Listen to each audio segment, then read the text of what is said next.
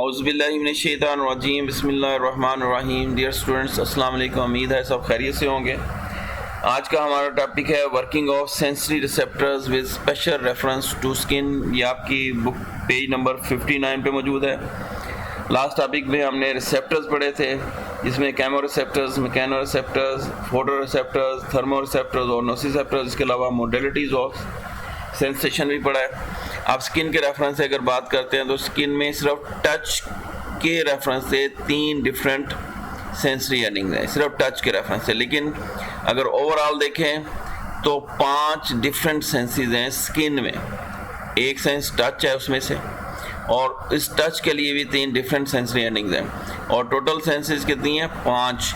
Skin के अंदर जो रिसेप्टर्स हैं 5 डिफरेंट सेंसेस को रिसीव करते हैं। इसमें एक टच आ जाता है, प्रेशर आ जाता है। टच यानी जिस्म को छूना, किसी के जिस्म में हिस्से में किसी जगह भी छुएं तो हमें फील होता है कि ये किसी ने छुआ है। फिर उसके बाद प्रेशर के दबाव डाला है, यहाँ पे हीट गर्मी लग रही है, कोल्ड या ठंड लग रही है, या कोई पेन हो रही है स्किन में।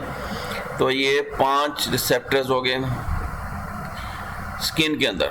सिर्फ टच के लिए 3 सेंसरी एंडिंग्स हो गई।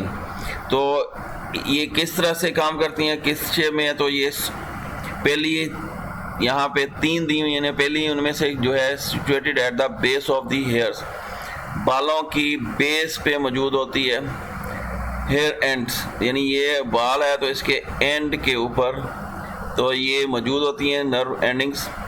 तो ये इनको नाम देते हैं कि ये base of hairs, hair end organ, यानी वो हमारी बॉडी के या स्किन के से जहाँ पे बाल मौजूद हैं, ये टच स्टिमुलस रिसीव करते हैं। अगर हमारे बालों को, सर के बालों को भी हल्का सा कोई छुए तो हमें फ़ौरन पता चल जाता है। यानी ये बाल के ऊपर से भी ज़रा सा टच करेंगे तो ये फ़ौरन ये सेंसरी एंडिंग इसको रिसीव कर लेती हैं। या बॉडी में जो जहाँ पे भी बाल हैं, अगर थोड़ा सा स्किन को टच किए बगैर भी बाल को टच करेंगे तो ये उस टच को रिसीव कर लेती हैं।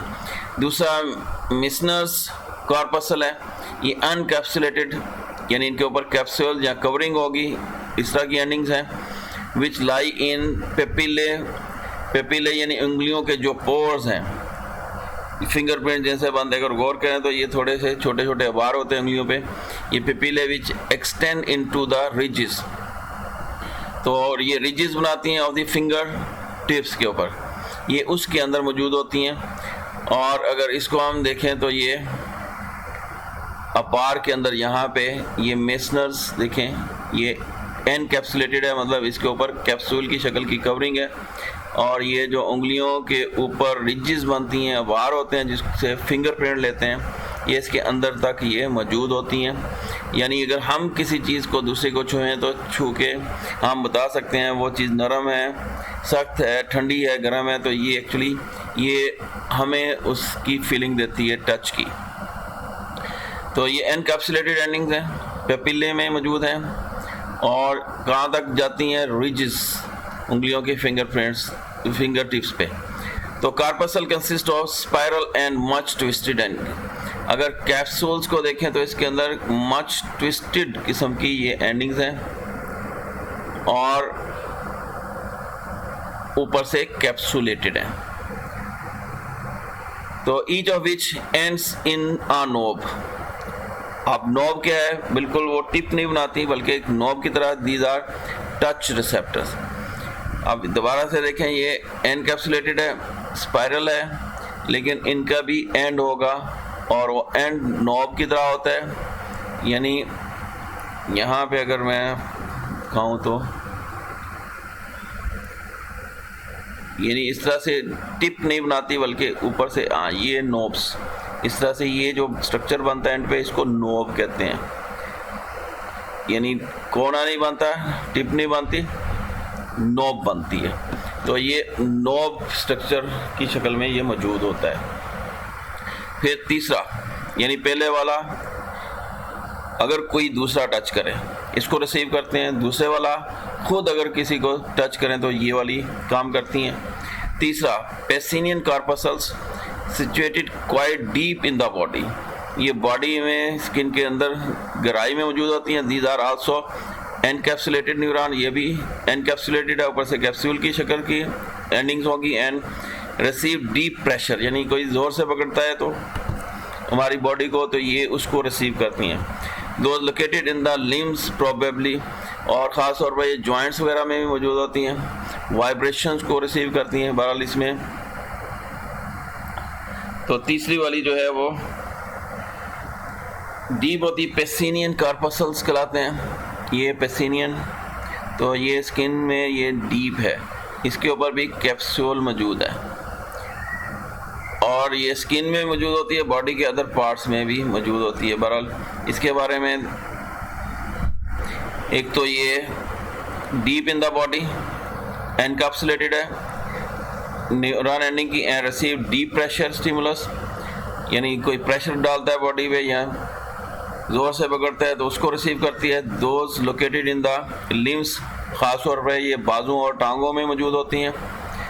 Form A base of for vibration sense, अगर ये जॉइंट्स के करीब है तो अगर हम खड़े हैं और ज़मीन में वाइब्रेशन होती है तो ये उसको भी रिसीव करती हैं। द इंटेंसिटी, अब आगे इंटेंसिटी ऑफ स्टिमुलस, स्टिमुलस की शिद्दत क्या होगी। बाद दफ़ा स्टिमुलस इतना हल्का होता है कि नोटिस में भी नहीं आता, बाद दफ़ा बहुत शिद्दत से होता है, इंटेंसिटी हाई होती है तो हमें फ़ौरन उसकी तरफ अटेंशन जाती है। तो ये इंटेंसिटी कहलाती है। Stimulus receive would either be transmitted in the form of repeated impulse, अगर तो बार बार इम्पल्स आ रही है, जितनी ज़्यादा रिपीट होगी उतने ज़्यादा उसकी इंटेंसिटी होगी, स्टिमुलस उतनी शिद्दत का होगा। अगर वो रिपीट नहीं हो रही तो उसकी इंटेंसिटी कम होगी। और इसी तरह से दूसरा भी है बाई मोर फाइबर्स, या ज़्यादा फाइबर्स, यानी न्यूरॉन्स, ज़्यादा न्यूरॉन्स अगर इम्पल्सेस लेके आ रहे हैं, जितने ज़्यादा होंगे उसकी इंटेंसिटी उतनी ज़्यादा होगी, जितने कम न्यूरॉन इन्वॉल्व होंगे उस स्टिमुलस की इंटेंसिटी भी कम होगी। तो ये सारे स्टिमुलस कहाँ जा रहे हैं इम्पल्स की शक्ल में, सेंट्रल नर्वस सिस्टम। यहाँ तो एक में ही एक न्यूरॉन के अंदर बार बार आ रही है स्पीडली या रिपीटेडली, तो इंटेंसिटी हाई होगी। यहाँ बहुत सारे फाइबर्स, न्यूरॉन फाइबर्स लेके आ रहे हैं तो तब इनकी इंटेंसिटी ज़्यादा होगी। फिर रिलेटिव अबेंडेंस कि कितनी मिकदार में पाए जाते हैं मुख्तलिफ़ किस्म के नर्व एंडिंग्स। तो relative abundance of various types of receptors differ greatly, तो मुख्तलिफ़ किस्म के रिसेप्टर्स की अबेंडेंस डिफरेंट होती है। जैसे पेन रिसेप्टर्स जो हैं nearly 27 times more abundant, pain receive करने वाले हमारी स्किन में 27 गुना ज़्यादा हैं किसकी निस्बत, कोल्ड रिसेप्टर्स। तो कोल्ड रिसेप्टर की निस्बत पेन को जल्दी हमारी बॉडी डिटेक्ट करती है। Cold receptors are nearly 10 times, और फिर कोल्ड रिसेप्टर्स खुद 10 टाइम 10 गुना ज़्यादा हैं हीट या टेम्परेचर रिसेप्टर से। इसका मतलब ठंड को हम जल्दी महसूस करेंगे टेम्परेचर या हीट की निस्बत। तो receptors are not distributed evenly. फिर दूसरी बात, एक तो इंटेंसिटी ऑफ इम्पल्स स्टिमुलस जो होगी ये वाली हेडिंग बनेगी, दूसरी रिलेटिव अबेंडेंस, तीसरी हेडिंग इसकी सब हेडिंग बनेगी डिस्ट्रीब्यूशन ऑफ रिसेप्टर। तो रिसेप्टर्स जो हैं वो इवनली एक तरह एक ही सीक्वेंस में पूरी बॉडी में या एंटायर सरफेस पे डिस्ट्रीब्यूटेड नहीं, बिखरे हुए नहीं हैं, बल्कि touch receptors are much more numerous. Touch receptors जो हैं हमारी उंगलियों की टिप्स में ज़्यादा होंगे, क्योंकि हम किसी भी चीज़ को अगर देखना चाहेंगे तो छुएंगे, छू कर देखना है तो हम उंगलियों के साथ छूते हैं, ना कि नाक लगा के या मुंह लगा के छूते हैं। तो टच फिर कहाँ पे होगा, उंगलियों में, क्योंकि हम टच उंगलियों के ज़रिए से करते हैं। तो टच रिसेप्टर भी उंगलियों की टिप्स में ज़्यादा हैं।